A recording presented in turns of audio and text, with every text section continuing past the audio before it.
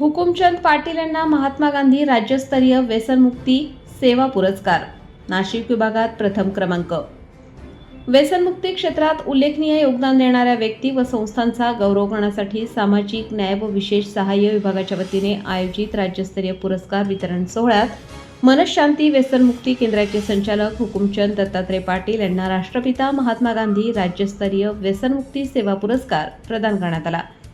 मुंबई येथील यशवंतराव चव्हाण प्रतिष्ठान येथे पार पडलेल्या या दिमागदार कार्यक्रमात केंद्रीय सामाजिक न्याय मंत्री रामदास आठवले, राज्याचे सामाजिक न्याय मंत्री संजय शिरसाट, विधान परिषदेचे सभापती राहुल नार्वेकर तसेच अन्य मान्यवरांच्या हस्ते हा सन्मान देण्यात आला।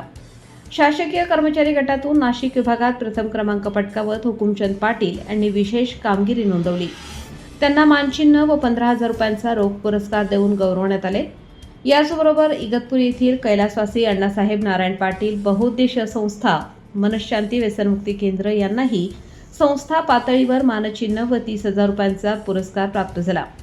पुरस्कार स्वीकारल्यानंतर हुकुमचंद पाटील यांनी मनोगत व्यक्त करताना सांगितले की त्यांच्या केंद्रामधून अनेक व्यसनाधीन व्यक्तींना नवजीवन मिळाले असून ते आज समाजात सन्मानाने जीवन जगत आहेत। व्यसनमुक्तीचे हे कार्य अधिक व्यापक करण्याचा निर्धार त्यांनी व्यक्त केला।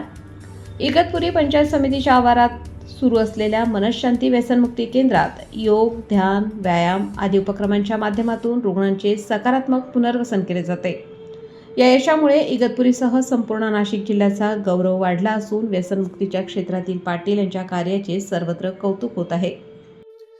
प्रथमतः मी शासनाचे खूप खूप धन्यवाद मानेल, आभार मानेल की ज्यांनी मला नाशिक जिल्ह्यातील शासकीय कर्मचारी गटातून राष्ट्रपिता महात्मा गांधी व्यसनमुक्ती सेवा पुरस्कार या ठिकाणी दिलेला आहे।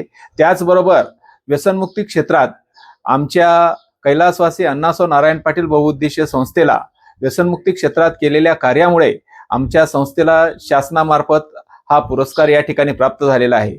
आज शासनाने हा पुरस्कार आम्हाला देऊन आमच्यावर फार मोठी जबाबदारी दिलेली आहे आणि जेणेकरून समाजामध्ये असलेली व्यसनाधीनता नष्ट करण्यासाठी अधिक काम करण्यासाठी आम्हाला बळ कसं प्राप्त होईल यासाठी शासनाने खरोखर आमच्यावर जो विश्वास दाखवला त्याबद्दल मी शासनाचे खूप खूप आभार मानेन आणि जेणेकरून समाजामध्ये असलेली व्यसनाधीनता नष्ट करण्यासाठी आम्हाला या ठिकाणी खूप ऊर्जा या ठिकाणी या पुरस्कारामुळे या ठिकाणी प्राप्त झालेली आहे।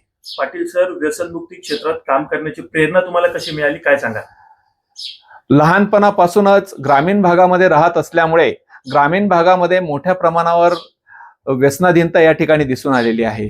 विशेष करून ग्रामीण भागातच नव्हे तर आमच्या कुटुंबात देखील ही परिस्थिती होती आणि त्यामुळे जर एखाद्या कुटुंबामध्ये व्यसनाधीन व्यक्ती असेल तर त्या कुटुंबाचं काय नुकसान होतं हे फार मी जवळून पाहिल्यामुळे समाजामध्ये जर आपण चांगल्या पद्धतीने या व्यसनाधीन लोकांसाठी जर आपण काम केलं तर नक्कीच त्याचा समाजाला या ठिकाणी फायदा होईल। एखाद्या व्यक्तीची स्वप्न या व्यसनाधीनतेमुळे नष्ट होऊ शकतात आणि ती होऊ नयेत, त्याला चांगल्या प्रकारचं बळ मिळावं यासाठी व्यसनाधीनता हा एक आजार आहे आणि त्या आजारावर आपण जर उपचार केले तर नक्कीच तो बरा होणारा आजार आहे। यासाठी आपण ही व्यसनाधीनता नष्ट करण्यासाठी आपण प्रयत्न केला पाहिजे। म्हणून आपण काहीतरी समाजाचं देणं लागतो जेणेकरून समाजामध्ये एक चांगली पिढी या ठिकाणी तयार होईल आणि व्यसनमुक्त समाज निर्माण होण्यासाठी आपण प्रयत्न केला पाहिजे असं मला वाटतं।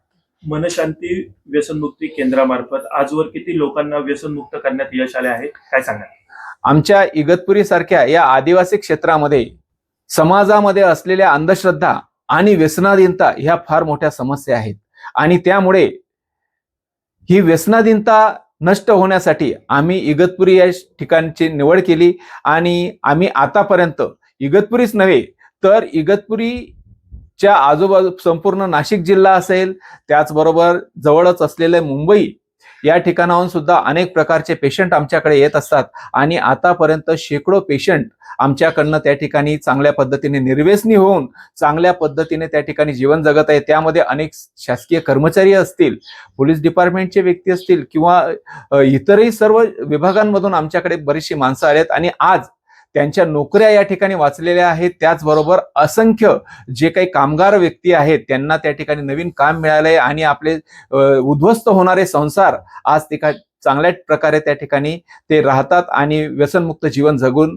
आपलं चरितार्थ या ठिकाणी चालवत आहे। आज समाजामध्ये फार मोठ्या प्रमाणावर व्यसनाधीनता या ठिकाणी दिसून येत आहेत आणि विशेष करून आजचा तरुण हा जास्त करून त्या ठिकाणी व्यसनाधीनतेकडे त्या ठिकाणी वळत आहे आणि म्हणून ही तरुणांमध्ये असलेली जी व्यसनाधीनता आहे ती नष्ट करण्यासाठी आमच्या व्यसनमुक्ती केंद्रामार्फत विविध प्रकारचे उपक्रम या ठिकाणी राबवले जातात.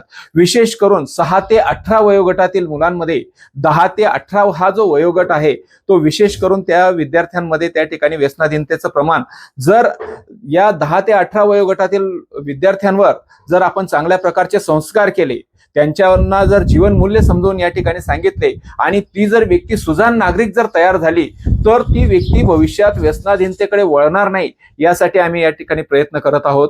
त्याचबरोबर मुंबई सारख्या शहरामधून या ठिकाणी असंख्य पेशंट आमच्याकडे येत असतात आणि ग्रामीण भागामध्ये पेक्षा शहरी भागामध्ये ड्रग्सचं मोठ्या प्रमाणावर त्या ठिकाणी व्यसनाधीनता दिसून येत आहे आणि त्यासाठी सुद्धा आम्ही प्रयत्न करत आहोत. विशेष करून आजच्या तरुणांमध्ये सगळ्यात महत्वाचं अजून एक व्यसन या ठिकाणी वाढत चाललेलं आहे आणि ते म्हणजे मोबाईलचं ऍडिक्शन. आणि त्या मोबाईलच्या ऍडिक्शनमुळे अनेक प्रकारच्या घटना या ठिकाणी घडताना आपण पाहत आहोत आणि त्यामुळे असंख्य विद्यार्थ्यांचे डोळ्यांवर सुद्धा त्या ठिकाणी परिणाम होत आहे आणि म्हणून ते मोबाईल ऍडिक्शन असेल, ड्रग्सचं ऍडिक्शन असेल, तंबाखूचं ऍडिक्शन असेल, या सर्व ऍडिक्शन्सवर या तरुणांना आपण लांब कसं नेऊ शकतो यासाठी आमच्या व्यसनमुक्ती केंद्राच्या मार्फत विविध उपक्रमांच्या माध्यमातून त्यांना त्या ठिकाणी लांब नेण्याचा प्रयत्न या ठिकाणी केला जात आहे. पुढील काळात व्यसनमुक्ती क्षेत्रात नवीन काही उपक्रम राबवण्याचा विचार करत आहात का? हो, नक्कीच.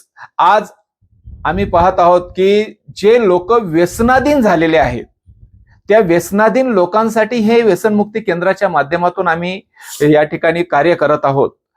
हे करत असतानाच आम्ही समाजामध्ये, विविध गावांमध्ये, विविध शाळांमध्ये जेव्हा आम्ही जातो आणि ज्यावेळेस त्या गावांमध्ये, शहरांमध्ये गेल्यानंतर आम्हाला असं लक्षात आलंय की विशेष करून मोठ्या माणसांना जे व्यसनाधीन झालेले आहेत त्यांच्यावर तर आपण उपचार करतोच आहोत, परंतु जी लहान मुलं आहेत 10 ते 18 वयोगटातील ह्या मुलांवर विशेष लक्ष देण्याची गरज आहे आणि त्यासाठी आम्ही शासनाकडे त्या ठिकाणी एक लहान 10 ते 18 वयोगटातील, कारण ती 10 ते 18 वयोगटातील मुलं जर कदाचित त्या ठिकाणी आमच्याकडे आलीत तर त्यांना शासनाच्या नियमाप्रमाणे आम्हाला त्या ठिकाणी प्रवेश देता येत नाही किंवा त्यांच्यावर आम्हाला उपचार करताना अडचणी येत असतात आणि म्हणून आम्ही शासनाला त्या ठिकाणी या 10 ते 18 वयोगटातील विशेष करून स्टेशनवर फिरणारी मुलं आणि अतिशय स्लम एरियामध्ये राहणारी मुलं यांच्यासाठी खूप काही कार्य करता येईल का, त्यासाठी काही एक स्वतंत्र छोटं युनिट काही सुरू करता येईल का,